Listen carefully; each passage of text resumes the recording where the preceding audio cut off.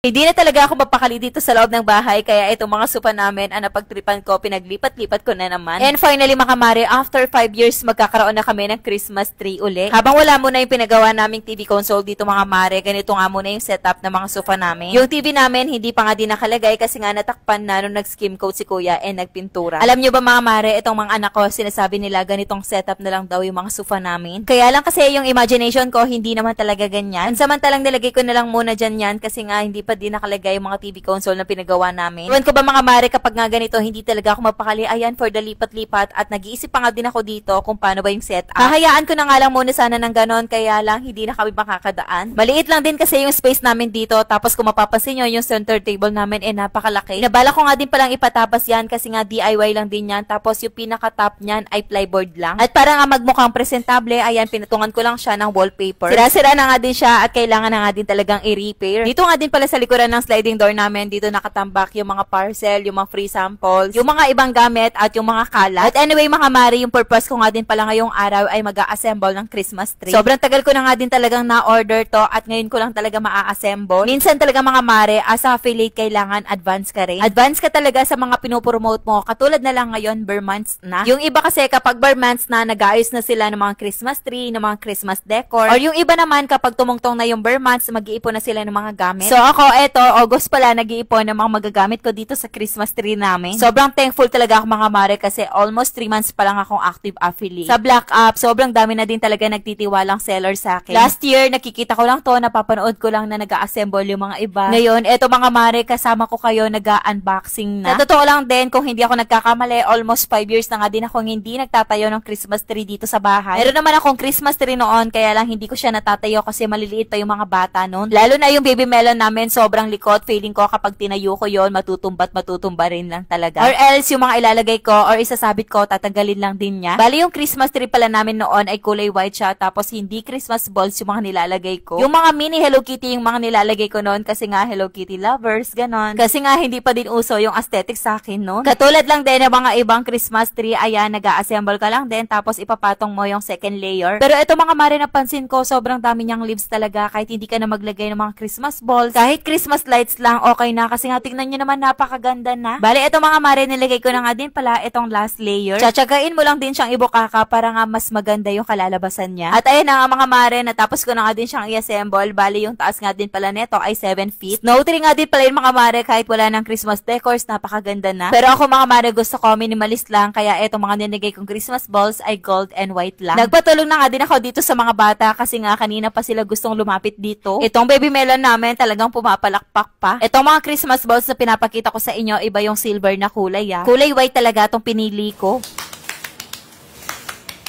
Gusto ko talaga itong year-end theme namin ngayong Pasko ay neutral color lang talaga. Naglagay na nga din pala ako dito ng artificial berry stem. O, di ba mga mare, tignan nyo naman ang syunga-syunga sa sobrang excited ko. Nakalimutan ko talagang ilagay itong Christmas light. Warm white na nga din pala itong pinili ko, 10 meters, 100 LEDs. Kung mapapansin nyo, di battery na nga din pala itong pinili ko, pero meron naman ding USB. May kasama na nga din pala itong remote control at tinignan ko na nga din kung working. Gumagana naman siya mga mare kahit hindi mo na din talaga i-connect. Lahat ng mga pinakita ko ngayon, lahat ng mga nilagay ko, ilalagay ko na lang yung link dyan sa comment section. Bali, itong 10 meters na nga din pala na to, 100 LEDs nga din pala yung kasama niya. Hindi ko na nga din talaga na ipakita sa inyo kung paano ko ba siya nilagay kasi nga baka matagalan pa tong video ko. Sobrang kalat na nga din talaga dito sa sala at eto nga maglilinis na. Sa mga oras na yan, tulog na yung mga kasama ko dito sa bahay kasi nga mag-aalas 12 na ng gabi. Ako, eto, nagbabacuum pa, naglilinis pa dito kasi nga yung Christmas tree na inassemble natin ay may pasdo kaya medyo madumi din talaga. Kahit pagod, kahit inaantok na ako sa mga oras na yan, hindi ko talaga iiwan na ganyan yung bahay namin. Yung snow kasi na nakalagay dito sa Christmas tree, parang style. Bali, inipon ko lang siya sa gilid, tapos ayun, binacuum na lang. But anyway, mga mare, bago matapos itong video na to, eto na yung Christmas tree namin, napakaganda. Ganito naman din kapag nakapatay na yung ilaw. Di battery talaga yung nilagay ko dito kasi baka pakialaman ng mga bata yung USB. So, paano ba? Hanggang dito na lang muna and see you to our next mini vlog. Bye!